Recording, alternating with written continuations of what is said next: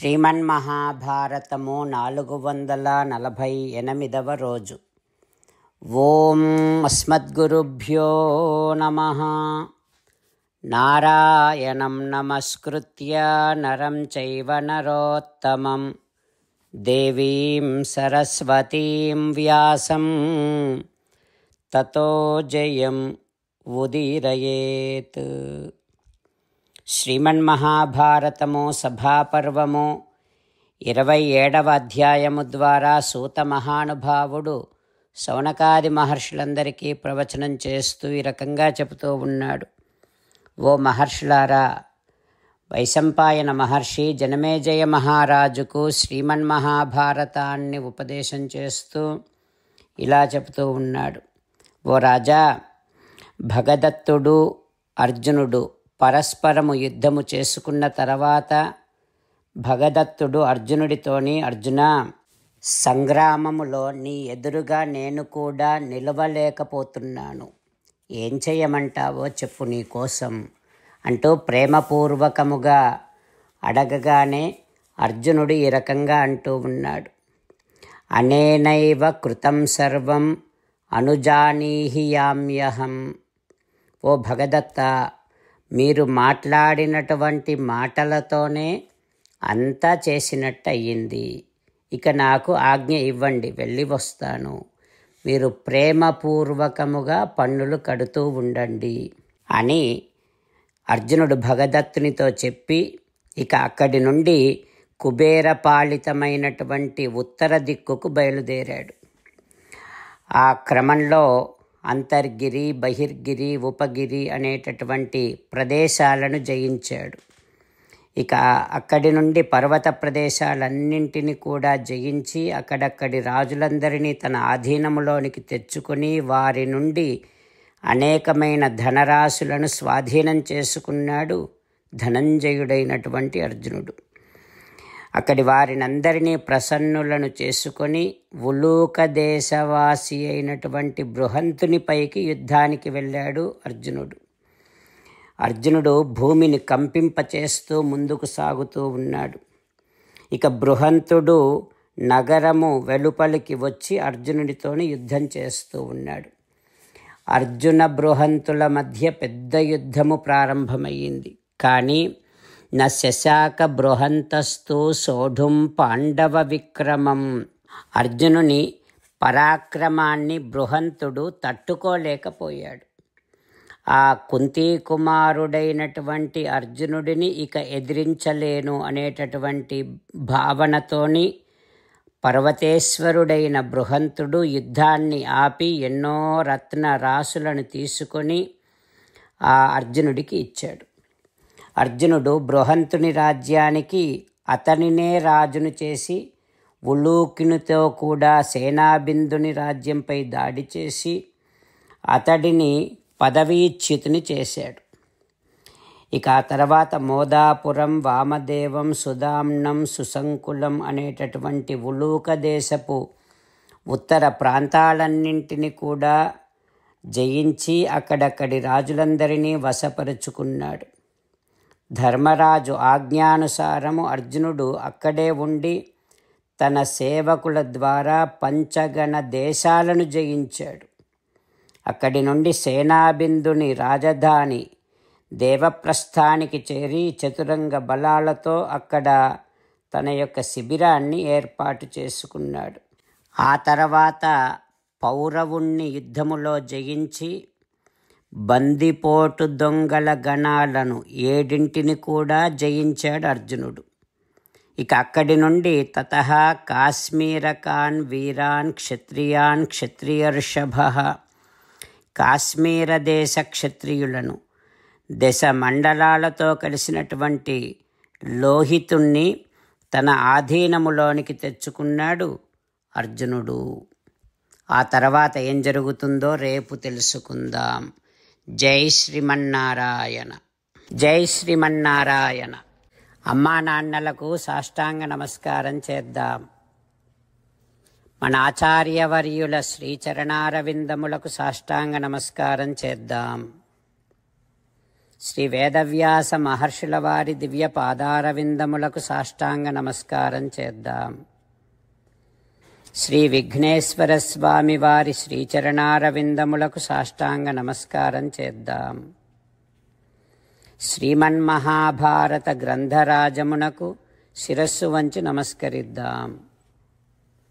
శ్రీకృష్ణ భగవానుని శ్రీచరణారవిందములకు సాష్టాంగ నమస్కారం చేద్దాం.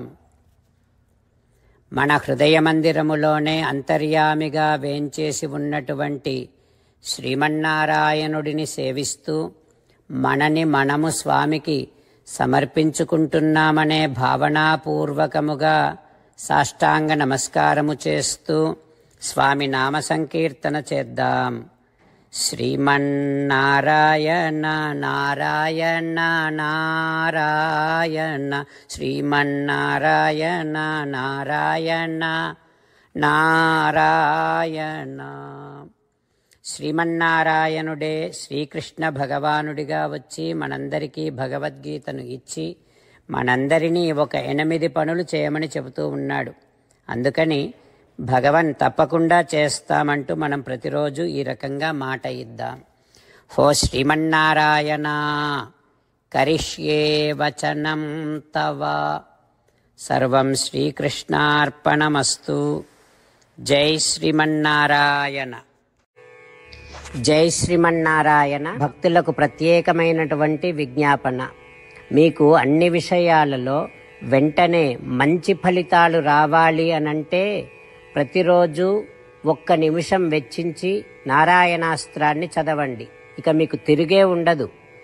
నారాయణాస్త్రాన్ని పొందడానికి మీరేం చేయాలంటే నారాయణాస్త్రం అనే వెబ్సైట్కి వెళ్ళి మీ పేరు మీ ఈమెయిల్ ఇస్తే మీ ఈమెయిల్కి నారాయణాస్త్రం PDF వస్తుంది.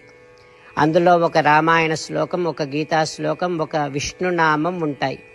ఆ 3 కలిపి నారాయణాస్త్రం అంటాం. ప్రతి ఒక్కరికి వేరువేరు శ్లోకాలను ఇస్తున్నాం.